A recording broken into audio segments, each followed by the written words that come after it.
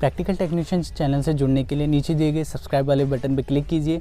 उसके बगल में दी गई बेल आइकन पर क्लिक करके उसमें ऑल वाले ऑप्शन को अनेबल कर लीजिए, जिससे कि मेरी आने वाली सभी वीडियोस का आपके पास नोटिफिकेशन आ पाए और आप एक भी वीडियोस मिस ना कर पाएँ।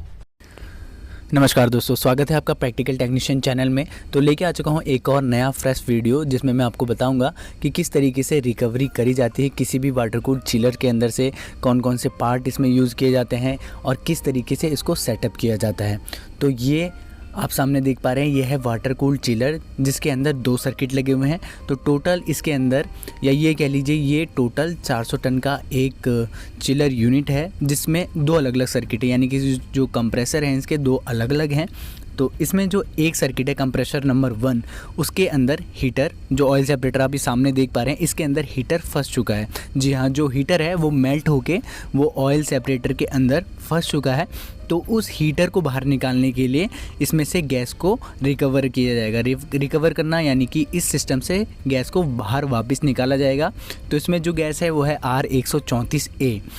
तो गैस को निकालना बहुत ज़्यादा ज़रूरी होता है, क्योंकि इस गैस को हम ऐसे ही एटमॉस्फेयर में नहीं उड़ा सकते, क्योंकि ये बहुत हानिकारक हो सकता है।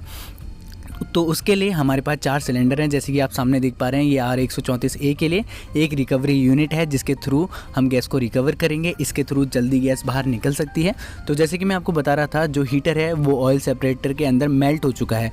तो अगर हम बिना गैस को रिकवर करके अगर हम हीटर को निकालने की कोशिश करेंगे, तो वो हीटर अगर बाय चांस ऑयल सेपरेटर की बॉडी के साथ मेल्ट होकर अगर जॉइंट हो चुका होगा, तो अगर हीटर को निकालते वक्त कहीं से भी लीकेज हो सकती है। इसीलिए पहले से ही सावधानी बरतनी पड़ेगी।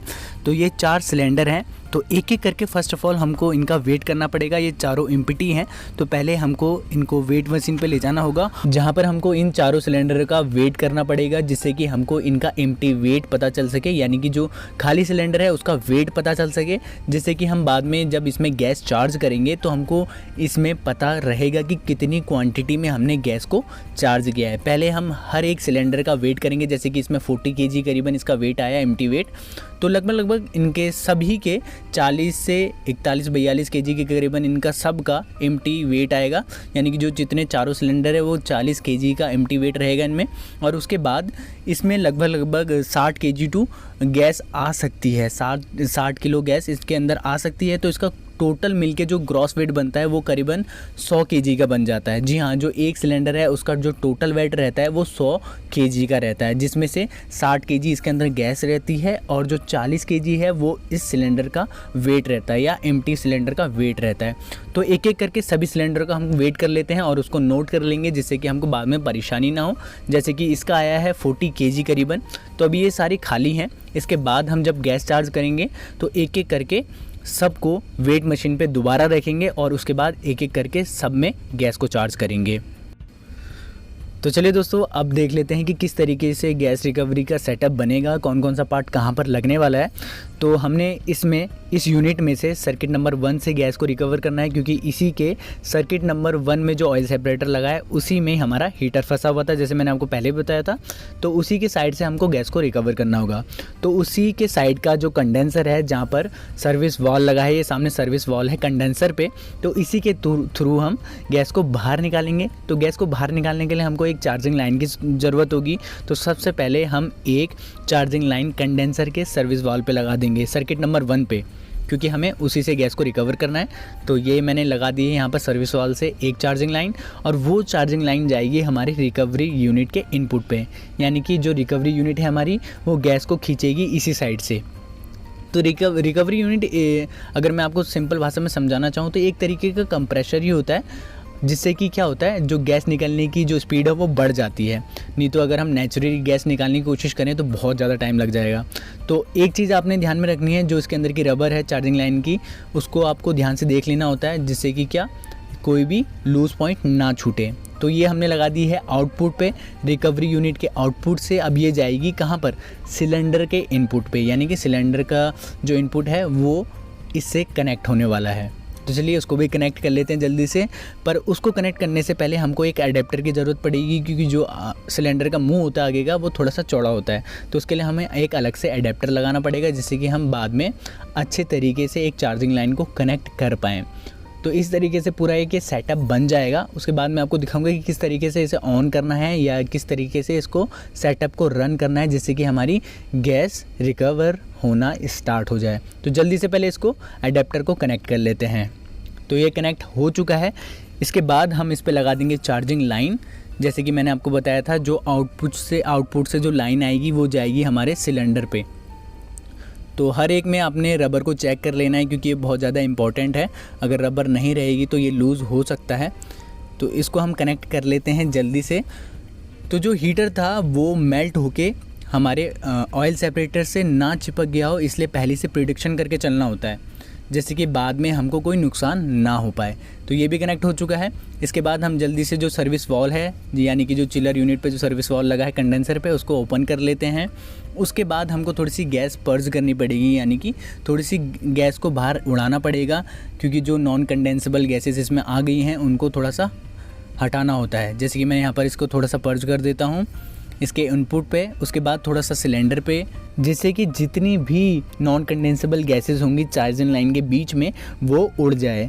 अगर नॉन कंडेंसेबल गैसेस अभी सिलेंडर में चले जाएंगी और बाद में हम इसी सिलेंडर की गैस वापस से रिफ़िल करेंगे किसी चिलर में, तो वो मॉइस्चर क्रिएट करने का काम करेगा। यानी कि जो नॉन कंडेंसेबल गैसेस अभी सिलेंडर में जाएंगी और बाद में चिलर के अंदर एंटर करेगी तो वो मॉइस्चर क्रिएट करेगी चिलर के अंदर जाके, और जिससे कि क्या होगा, चिलर हमारा उतना एफिशिएंट नहीं रह पाएगा। इसलिए हमको अभी ध्यान रखना पड़ता है। थोड़ा थोड़ा पर्ज कर देंगे हर जगह पे। जैसे कि थोड़ा अभी मैंने यहाँ पर इनपुट पे किया और उसके बाद मैंने ओपन कर दिया है। जैसे कि मैंने यहाँ पर देखिए, अभी यहाँ पर मैंने वाल को ओपन किया है रिकवरी यूनिट के, जिससे कि अब गैस इंटर कर चुकी है रिकवरी यूनिट के अंदर। अब इसके बाद हम क्या करेंगे, जो सिलेंडर है उस पर भी थोड़ा सा पर्ज करेंगे, जिससे कि जो आउटपुट है या इनपुट है उसमें से गैस थोड़ी सी पर्ज हो जाए। यहाँ से भी जैसे आप देख पा रहे हैं, ये मैंने वाल ओपन कर दिया है, इससे अब गैस आगे जा रही होगी। अब थोड़ी पर्ज हमको सिलेंडर के इनपुट पे भी करनी पड़ेगी, जिससे कि थोड़ा सा गैस यहाँ से भी पर्ज हो जाए या जो नॉन कंडेंसेबल गैसेस है वो यहाँ से भी उड़ जाएं। इसको पर्ज करने के बाद हमको इसको डायरेक्टली ऑन कर देना है, जिससे कि हमारी जो रिकवरी है वो स्टार्ट हो जाए आसानी से। तो जैसे कि मैंने आपको बताया, हमने चार्जिंग लाइन कनेक्ट करी है कंडेंसर के सर्विस वाल से, उसके बाद रिकवरी यूनिट से, फिर रिकवरी यूनिट से सिलेंडर से। तो चलिए, ये हमने ओपन कर दिया है। इसके बाद हमने सिंपली इसका जो ऑन ऑफ या मेन वाला बटन है उसको दबा देना है। जैसे कि ये मैंने दबा दिया है, इससे अब इसमें मेन सप्लाई आ चुकी है। उसके बाद इसमें आपको ग्रीन कलर का पुश बटन दिख रहा है, इसको ऑन कर देना है। इसको ऑन करने से पहले हमको इसका वाल खोलना होगा, जिससे कि जो गैस है वो धीरे धीरे इसमें इंटर करना स्टार्ट कर दे। जैसे कि मैं यहाँ पर खोल रहा हूँ, आपको दिख रहा होगा स्लाइडिन से इस वाल को हम जल्दी से ओपन कर लेते हैं। अगर मैं रिकवरी यूनिट को डायरेक्ट ऐसे ही ऑन कर दूंगा तो जो गैस है वो इंटर नहीं कर पाएगी सिलेंडर के अंदर। तो मैंने इसको थोड़ा सा ओपन कर दिया है, इसके बाद मैं इसको ऑन कर देता हूँ। जैसे कि यहाँ देख पा रहे होंगे, अब ये ऑन हो चुका है। इसके बाद अब मैं इसको जल्दी से ओपन कर देता हूँ, जिससे कि अब धीरे धीरे गैस क्या है इंटर करेगी हमारे सिलेंडर के अंदर। तो जैसे कि मैंने बताया, जो रिकवरी यूनिट है वो स्पीड बढ़ा देती है गैस को रिकवर करने की। एक कंप्रेसर का ही काम करती है, जिससे कि जो गैस है उसका डिस्चार्ज हाई हो जाता है। यानी कि जो सिस्टम में से गैस बाहर निकल रही होगी अभी, उसका जो प्रेशर है या टेम्परेचर वो ज़्यादा बढ़ चुका होता है। यानी कि जो सिलेंडर में गैस जा रही होगी वो गर्म गैस होगी, जिस वजह से अगर हम थोड़ी देर तक इसको ऐसे ही छोड़ देंगे तो ये सिलेंडर गर्म हो जाएगा। तो इसलिए हमको इसके ऊपर ठंडा पानी डालते रहना पड़ेगा, जिससे कि जो सिलेंडर है वो ज़्यादा हीट होके फट ना जाए या कोई ब्लास्ट ना हो पाए। तो जैसे आप देख पा रहे होंगे, यहाँ पर अब धीरे धीरे गैस रिकवर हो पा रही है। अब देख पा रहे हैं 44.90 है, इसके बाद अभी ये 95 हो जाएगा।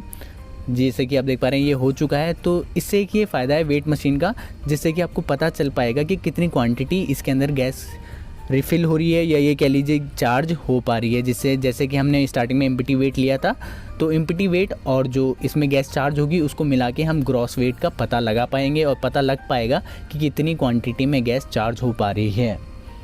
तो जैसे कि मैंने आपको बताया, इसमें ठंडा पानी डालना पड़ता है क्योंकि जो गैस है उसका टेम्परेचर ज़्यादा रहता है और वो जब इंटर करती है सिलेंडर में तो वो टेम्परेचर हाई होने के कारण सिलेंडर को गर्म कर देती है। तो ये सारी प्रोसेस बैकग्राउंड में रन करती रहेगी, गैस रिकवर होती रहेगी। उससे पहले आपको प्रेशर नोट करना होगा गैस का, कि अभी सिस्टम के अंदर कितना प्रेशर है गैस का, जैसे कि आप बाद में कंपेयर कर पाएँ कि कितना प्रेशर कम हुआ है।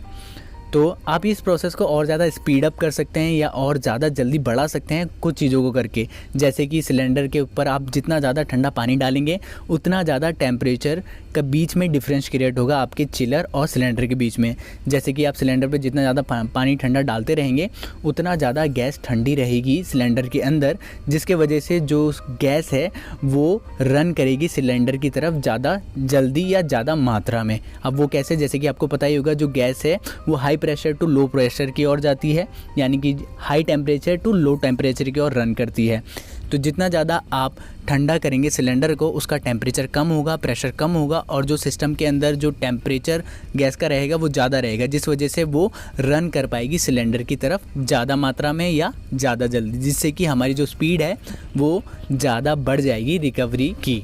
तो जैसे कि आप सामने देख पा रहे हैं कंप्रेसर नंबर 1, इसका जो स्टैंडिंग प्रेशर है सेक्शन का वो है 47 psig और इसका डिस्चार्ज प्रेशर है 48 psig। ये R134A का स्टैंडिंग प्रेशर है और ये वेरी करता है किसके साथ, टेम्परेचर के साथ ये अप डाउन होता रहता है।